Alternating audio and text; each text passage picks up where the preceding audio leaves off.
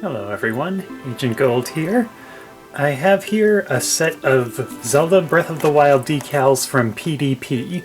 I received these for review purposes for Nintendo Switch Network, and a while back D-Brand released an article saying that you should not apply any skins of any kind to your Switch because they found that any adhesive they used would damage the plastic.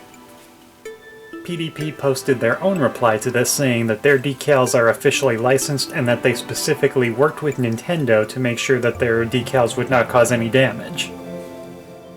Since my job is to review these, we're going to find out if these do any damage to the plastic or not. We'll start slow. We'll use just the left Joy-Con. And if we don't find any issues, then we'll move up to the rest of the console.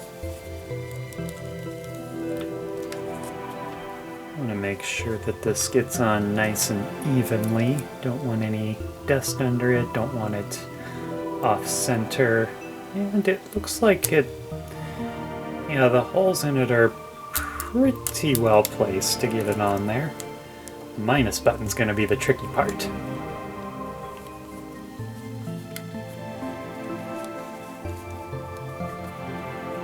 And there we have it, one skinned Joy-Con.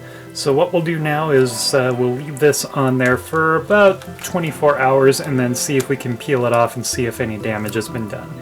Right now it is March 8th, right about not quite noon, and I'm not sure how clearly you can see my watch face, but we'll check back tomorrow. And here we are, March 9th, 1 o'clock in the afternoon, a little bit over 24 hours. Blaster Master Zero comes out today, and I probably should have done something since I put the decal on. Maybe, I don't know, gotten something to eat, or at least slept in my own bed, or at the very least played Breath of the Wild, but here we are. So let's see how our Joy-Con is doing. Okay, there we go. The bottom corner is giving way a little bit.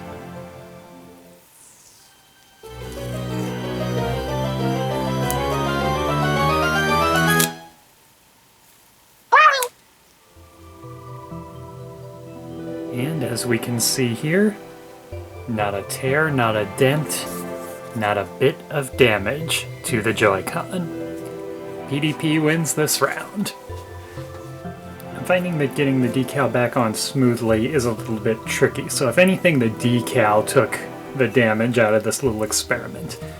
But since this Joy-Con survived, let's go ahead and skin up the rest of the console and the dock. Now here I have a little bit of an issue. I don't know what I did wrong here, but taking this decal off of the sheet, it pulled off part of the sheet with it, like it stuck too hard. So let's see if I can deal with that. It might be a little easier to see on the sheet itself what damage happened. Let's come back to this Joy-Con and see if we can get the console itself skinned. To make sure we don't hurt anything, we'll just set down a microfiber cloth there and set the console down on top of it. That'll keep the screen nice and safe and clean. And this one peeled off nice and clean, so it's just that one that I'm having trouble with.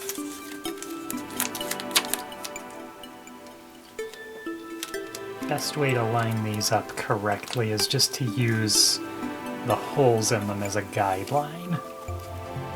Make sure you're getting around the fan vent, around the kickstand.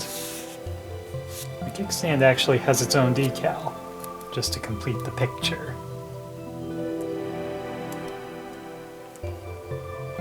And it's not quite on straight. Okay, that may not be 100% perfect, but it looks fine. And it looks like the kickstand will still pop out, no problem.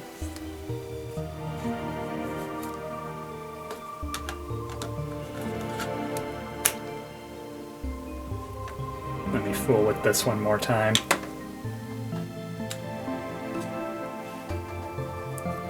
Okay, there we go. Almost. Okay. Got one corner free, that should be plenty. This time we'll use plus as the guide. And everything else should fall into place. That looks just a little off on the home button though. Oh, come on now.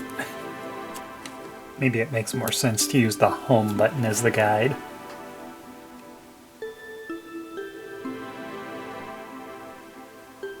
This is what happens when you don't eat, sleep, or play Zelda for a full 24 hours.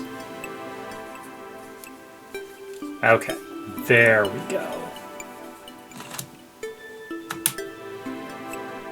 So the Switch is looking pretty nice at this point.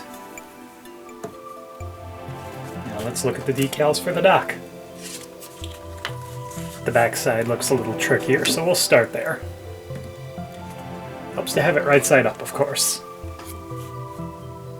No tearing issues, please.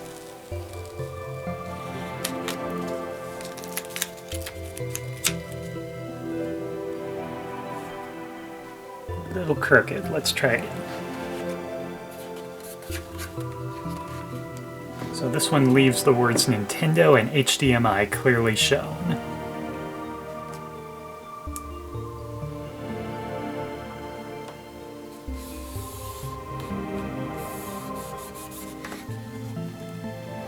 Have some long, thin parts to them, so we'll want to be very careful about how we apply these. This one has a space to let the LED light show.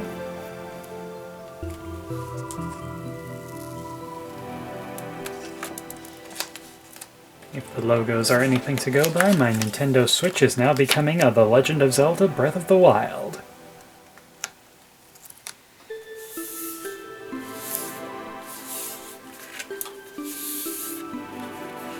This side is making sure the TV icon can show clearly. Make sure we don't cover up those USB slots. Oops.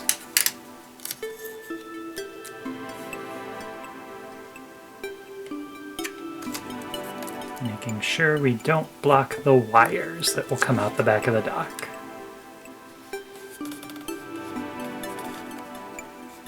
And there we have it. One skinned console. One skinned dock.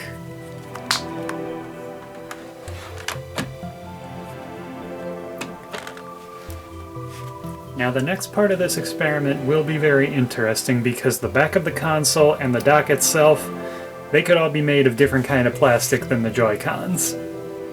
We'll see if these decals do any damage to anything. That took a bit longer than expected. It's about 1:24 in the afternoon now. We'll check back tomorrow after at least 24 hours have passed. It is March 10th, Mario Day as they say, about 1:45. It's been 24 hours since we put all the decals on. I asked my brother to bring me some food, but he was 10 miles away, so he mailed it to me, and then he got home before the mail came, so let's get this put to bed so I can get on to other things. We'll start by looking at the left Joy-Con again since that's been on the longest. This time around, I'm only going to partially take the decals off. If we don't see any damage, we know that they're good. If we do see damage, then I'll take it the rest of the way off. But I think we can assume that if it's not damaged partially, then the whole thing is fine. And we can see here, no damage. There's not even any residue left behind, which impresses me. I would have thought that some of the adhesive would have melted on there or something by now. And the right Joy-Con. No damage. Let's see the back of the console. Well, that is stuck on there nice and tight. Makes sense since it is a very big decal. It has lots of places to hold on to. And that is what I wanted to see now. This feels a little sticky, but not the worst thing in the world. If you wanted to just wipe it down, you'd be fine. The logo, the text, there is no damage here, nothing has worn off, so once again, no damage. Kickstand, no damage.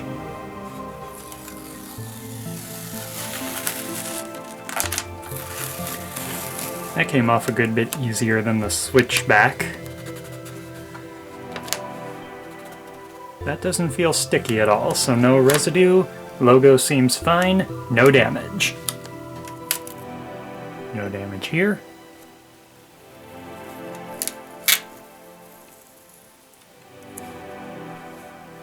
No damage, no real residue to speak of.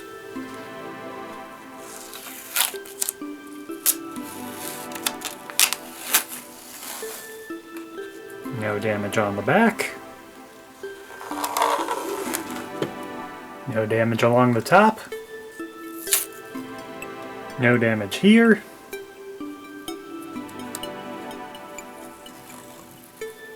And no damage here. And I think that's about as well as we can test it. With all of the decals on for at least 24 hours, nothing is showing any signs of the kind of damage dbrand was talking about. So PDP definitely got it right. If you're looking for Switch decals, look for people who have been licensed by Nintendo, as that Nintendo seal of approval definitely has some merit to it. Be wary about buying them from third parties, because they may not have the right adhesive on. To PDP, I say thank you for this review set of decals, you've done very well with them. To dbrand, I say find out what PDP did here. I would love to see more people succeed with these kind of decals, but you need to use the right adhesive, so find out what PDP did. Maybe get in touch with Nintendo themselves and try to get your own product licensed. As for everyone else watching this, you can see my full review of this product on Nintendo Switch Network's website. If you can, I would really appreciate it if you share this video just to spread the news that some decals are totally safe. And of course, if you would be interested in watching some of my other videos, I won't complain a bit. And with all that done, thank you for watching, good luck if you're shopping for decals, and I'll see you next time.